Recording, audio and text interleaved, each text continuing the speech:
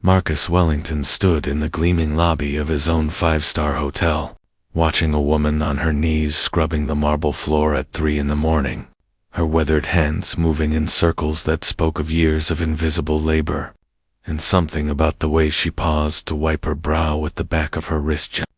Exhausted, dignified made his billionaire heart crack open in a way no business deal ever had. He had everything: a penthouse that touched the clouds, a fleet of cars, a name that moved markets. But at 62, after burying his wife and watching his children choose money over memories, Marcus had begun to wonder if wealth had bought him anything but a gilded loneliness. The woman, whose name tag read Dorothy, didn't notice him standing there in his casual clothes, didn't know he owned the building she was cleaning, didn't see him slip his hand into his pocket and pull out the black credit card, the one with no limit, the one connected to accounts that could buy small countries, and place it deliberately on the marble floor near her bucket before disappearing into the shadows, to watch what poverty would do when handed unlimited power. Dorothy's hand froze when she saw it, the sleek card glinting under the chandelier light, and she looked around the empty lobby with wide eyes, her first instinct not to take but to find, to return, to do right, even when no one was watching. She picked it up carefully, as if it might burn her, turned it over, saw the name Marcus Wellington embossed in silver letters, and Marcus watched from behind a marble column as she stood up with a groan that spoke of a back that had carried too much for too long, gathering her cleaning supplies and heading toward the front desk to turn it in. "Excuse me," she called softly to the night manager, a young man barely looking up from his phone. "I found this card on the floor. It belongs to someone named Marcus Wellington. It should be returned to him." The manager glanced at it, shrugged with the indifference of someone who'd never known struggle, and tossed it into the lost and found box. "Someone'll claim it eventually," he muttered. Dorothy hesitated, her fingers gripping the edge of the desk. "But this is important. It's someone's credit card. Shouldn't we call them? Make sure they know?" The manager sighed, annoyed. "Lady, just finish your floors. It's 3 a.m. Marcus felt something twist in his chestnut at the manager's rudeness, which he'd address later, but at this woman's persistence, her refusal to let someone else's loss go unnoticed, even when she herself had nothing. Dorothy nodded slowly, returned to her work, but every few minutes, Marcus noticed her glancing toward the desk, worrying over a stranger's lost card, while her own stomach was probably empty. He waited until her shift ended at 6 a.m., watched her change out of her uniform in the staff room into clothes that had been mended many times, watched her stop at the desk one more time to ask about the card, and then he followed her. The morning was cold, painting the city in gray tones, and Dorothy walked 17 blocks because bus fare was a luxury, her shoes worn so thin he could see her limp slightly on the left side. She stopped at a shelter not to enter, but to drop off the sandwich she'd packed for herself, handing it to a young mother with 2 children huddled under a thin blanket. "You need this more than me, baby," Dorothy said, her voice carrying the warmth that money could never buy. And Marcus, trailing behind in his luxury car, had to pull over because his vision blurred with tears. He hadn't cried since his wife's funeral. This woman, this invisible woman whom the world stepped over and ignored, was giving away her breakfast to someone hungrier, and he realized he was witnessing something his billions had never bought him. True generosity born not from abundance, but from empathy. He drove ahead to her destination, an apartment building that should have been condemned, and waited.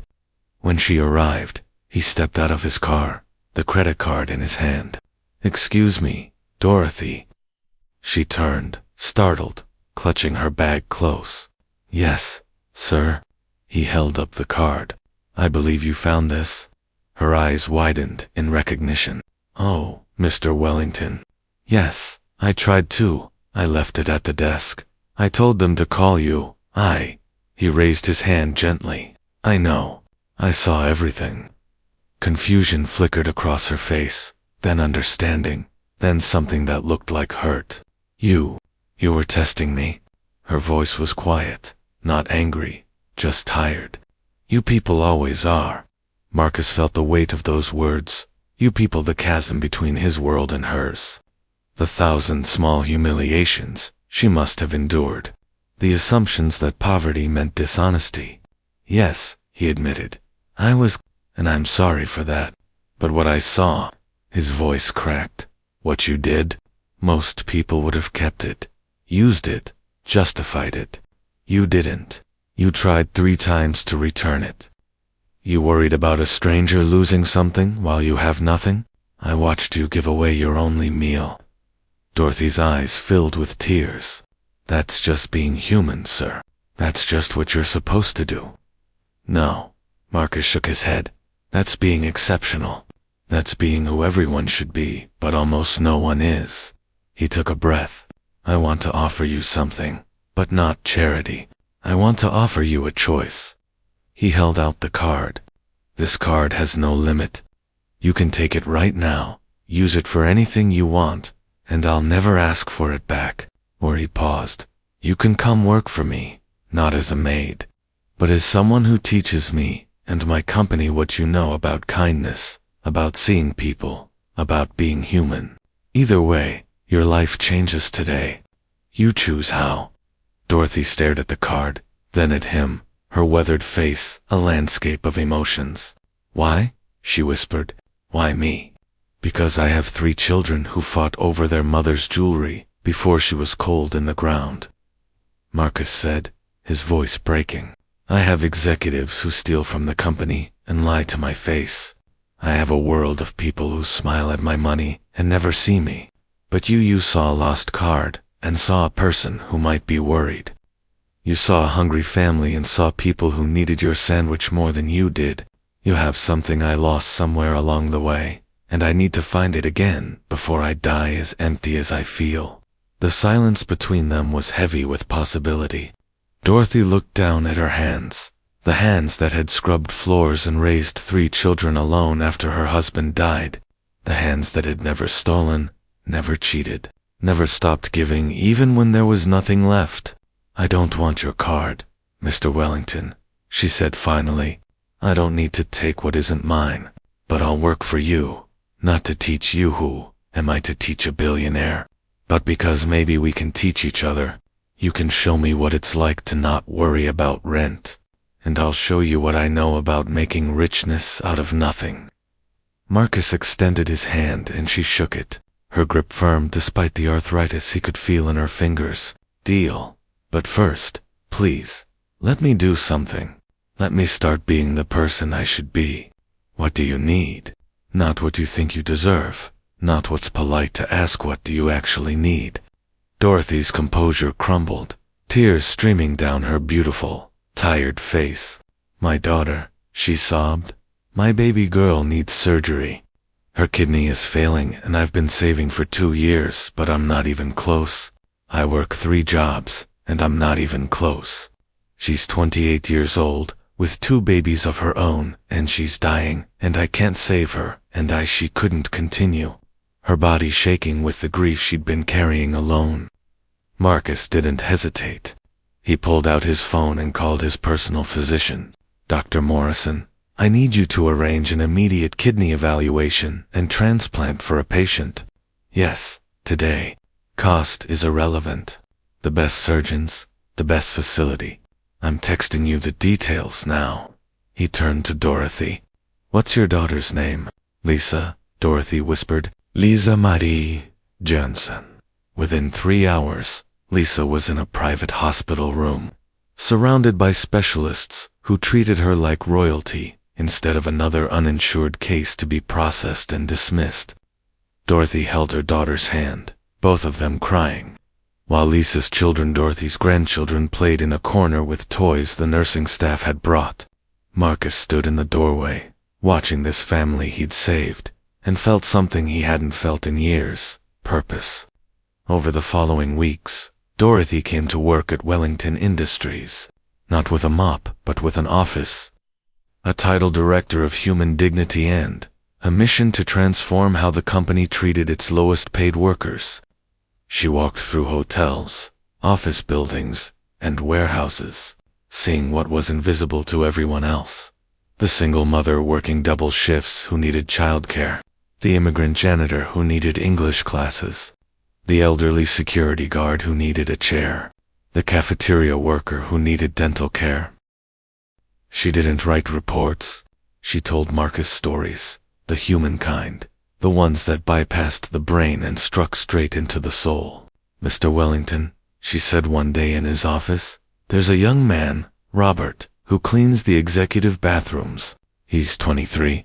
He sleeps in his car. He's been saving to take night classes, but every time he gets close, something happens. His car breaks down. He gets sick. Something. He's brilliant, Marcus. I talked to him. He knows things about technology and business that he learned from library books. But no one sees him. He's a ghost who empties trash cans." Marcus listened. Really listened. "Bring him to me." Robert came, terrified, certain he was being fired, and instead, Marcus offered him a full scholarship, a salary, and a position as a trainee in the tech division. "Dorothy sees you," Marcus told the young man. "And now I do too. Don't let us down, but more importantly, don't let yourself down." Robert wept, shook Marcus's hand with trembling fingers, and left that office a different person. It was the first of many transformations. Word spread through the company. The billionaire had changed.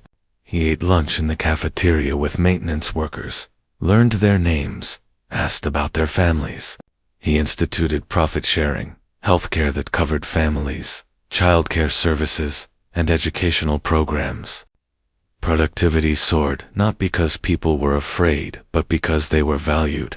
And Marcus learned something business school never taught him. People don't work hard for money. They work hard for people who see their humanity. 6 months into Dorothy's tenure, Marcus called a company-wide meeting. Every employee from every level, packed into the main hotel ballroom. He stood at the podium, Dorothy beside him, and said, "I want to tell you about the night I left my credit card on the floor as a test. I want to tell you about a woman who had every reason to take it, and every excuse to use it, but instead tried 3 times to return it to a stranger.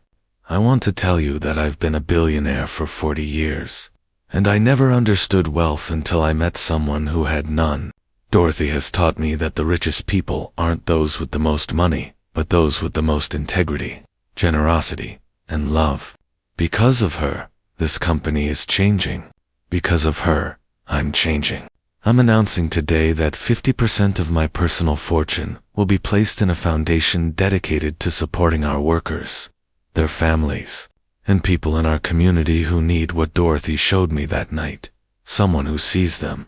The ballroom erupted in applause, but Marcus held up his hand, his eyes wet. "But that's not the real announcement. Dorothy, you gave away your breakfast to a stranger. You gave 3 decades to jobs that broke your body. You gave everything to save your daughter. Now I want to give something to you." He handed her an envelope. "This is the deed to a house, paid in full, in a neighborhood where your grandchildren can play safely. This is a college fund for those grandchildren. This is a retirement account so you never have to scrub another floor unless you choose to. And this," his voice broke completely, "this is my promise that you will never be invisible again, that your kindness will echo through every life this company touches, and that test I gave you that night will be the test I give myself every day. Am I doing what Dorothy would do?" Dorothy couldn't speak, could only embrace this man who'd been a stranger, then a billionaire, and now was something rarer, a friend. She whispered into his shoulder, loud enough for the microphone to catch, "You already passed, Marcus. The moment you decided to change, you passed." Lisa's surgery was successful. Her new kidney, donated by a match found through the foundation, gave her life back. She returned to her children healthy, and Dorothy moved into her new home, but she never stopped working. She spent the next 5 years transforming Wellington Industries into a model for ethical business. And Marcus spent those years learning that the best investment he'd ever made wasn't in real estate or stocks, but in seeing a person everyone else overlooked. On the night of his 67th birthday, Marcus sat in Dorothy's living room modest, despite his offers of luxury, because she'd chosen enough over excess surrounded by her family, eating her homemade cooking, playing with her grandchildren. And he realized this was what he'd been missing. Not money, not power, not legacy, but love born from mutual respect and shared humanity. "Thank you," he told Dorothy as the evening wound down, "for being exactly who you are, for not taking the card, for taking the job, for teaching an old fool that wealth without compassion is just expensive loneliness." Dorothy smiled, her face radiant despite the years etched there. "Thank you for seeing me, Marcus, for seeing all of us. That's the real test, isn't it? Not what we do when we're being watched, but who we choose to watch, who we choose to see, who we choose to love." And in that moment, in that simple home filled with laughter and warmth, Marcus Wellington finally understood what it meant to be truly, abundantly, impossibly rich. Moral: the measure of wealth is not what we accumulate, but what we see in others, when they have nothing to offer us but their humanity. True richness lives in the eyes that notice the invisible, the hands that help without recognition, and the heart that gives when the world has taken everything. We are tested not by what we do with abundance, but by who we remain in scarcity. And the greatest fortune we can ever receive is to be seen, truly seen, by another human soul.